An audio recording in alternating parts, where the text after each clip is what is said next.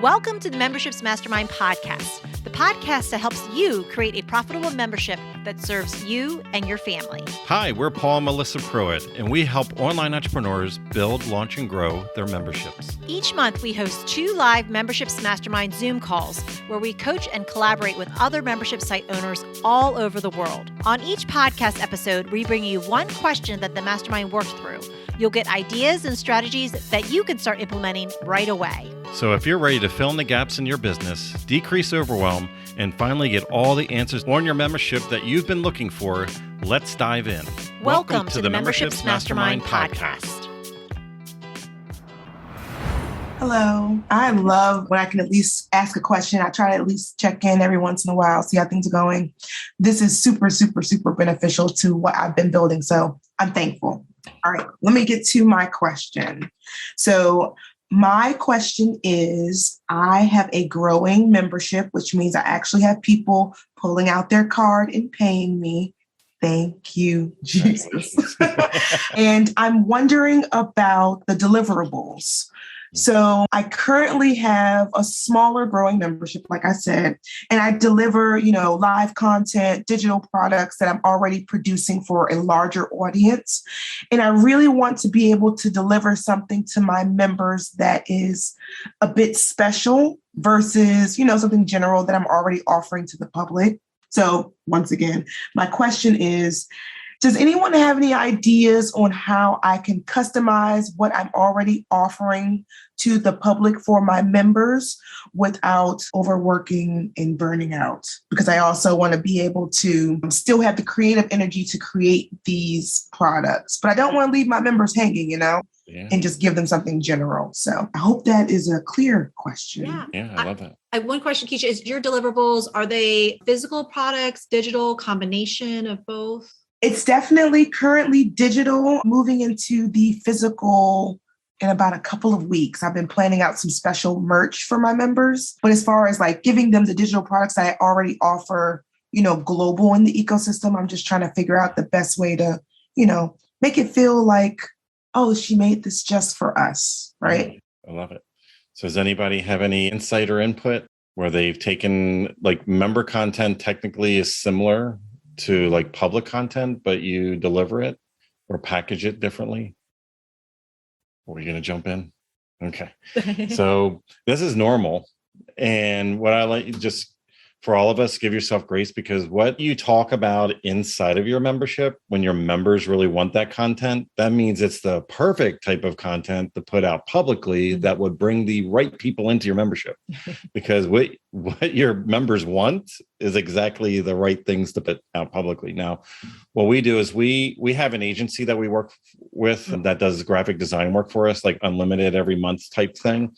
So whenever we have a piece that's public, we normally relook at it and just what can we go deeper dive with our internal, members? So maybe internally on any particular topic, we might have 10 points that we would give them a little deeper dive or perspective or case study, something extra. And then maybe it's a 5-point system that we share publicly. So we look at our ecosystem, and as we go the layers out of our paid program, what happens is we just kind of surmise the content, or we give a little bit higher level of the content as we get more out publicly. So as you get closer to us, you get more of the behind the scenes, the what's going on behind Wizard of Oz's curtain type thing. But it's really just repackaging the same content. It's just delivered in a different modality. So you might have a blog publicly, but then you might have a written PDF, maybe an article written for your members, and then you do a video around it and you explain it. So now they got the exact same content, but now they have perspective. They get a video from you versus just reading this content. Melissa normally calls this a content squeeze. Yeah, you're speaking to that. I would go through and look at the content that you have publicly and see how you can squeeze it, kind of just a different format. So if the content is normally PDFs, could you record for your members maybe a short video about that content and include that as well, so that it walks them through it? Because it just gives them a little bit of a higher touch.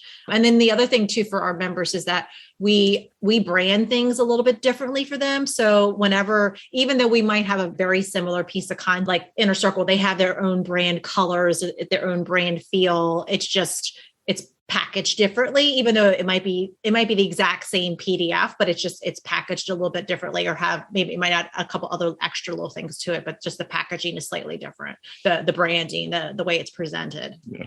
And typically public content is normally a little messy, where you're talking in this topic, for free over here, and then you're over here, and then you're over there. Where inside of your membership and or course offerings are typically more organized. Like, hey, here's step 1, here's step 2, here's step 3. Like, you're showing people how to, like, here's the recipe and how you can bake the cake, and you got to do it in this order. We're out in a public. Like, if you think about it, like, think about these calls, right? So each question is very uniquely different. So when they are transferred into like a podcast, like one week we talk about this, the next week we're way over on in another direction and over here. Well, within our memberships, like we show you, like, here's all the steps to do a launch. Like, here's what your pre-launch looks like. And this is what you should do on day 1. This is what you should do on day 30, and be in advance to build up your audience and momentum. Here's what you do 10 days out. Like, we give the sequence, like we give like each step, and you're not going to get all of that perfectly in our public content. Yeah. You're going to get a piece of it. You're going to get a section of it. You're going to get, maybe high level or maybe a point or two. But you're not going to get the deep dive, but it technically is the same content. Yeah. Like, they love it when you give them like that step-by-step. So even with some of your content, you could, even create their own special template where it's like, hey, are you just getting started? Here's your guide to X, Y, and Z. Go to this resource, then go to this resource, then do this, and kind of give them like their own recipe too. I'm not sure if any of that helps out. That was perfect. I'm like I said, you always give such great advice. And when I think about it from like what I'm offering globally to niching down, is perfect. It makes perfect sense. I don't feel overwhelmed now. Thank you so much. Oh, good. One last thought I was thinking also, when you have people in a paid membership, you have people that have bought in, and there's a commonality of the community if there's a community element.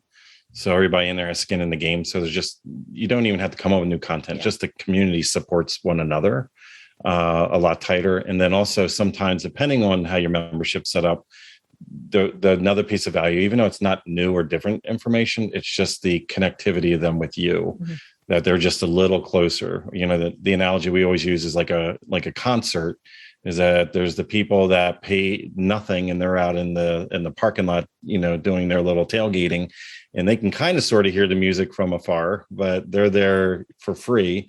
Then there's the people in the lawn seats all the way outside the pavilion that are getting rained on. Like, they're the one that paid $20 for the ticket. But as you get closer and closer to the stage, it's still the same exact concert. It's the exact same content. It's the exact same thing. It's just a different level of experience, because the people who are paying thousands of dollars are sitting in the pit, or they're backstage and they got a photo and a meet and greet type thing, but it's still the same concert. So for all of us, it's that proximity sometimes is really what the difference is between free and is that in some cases, depending on your price point, it might be them having the ability to actually have a conversation with you directly. So hopefully that helps too. If you enjoyed this podcast, then join us on our free live Zoom calls twice a month. You'll get to ask your membership questions and hang out with awesome membership owner peeps. Just sign up to be notified at membershipsmastermind.com.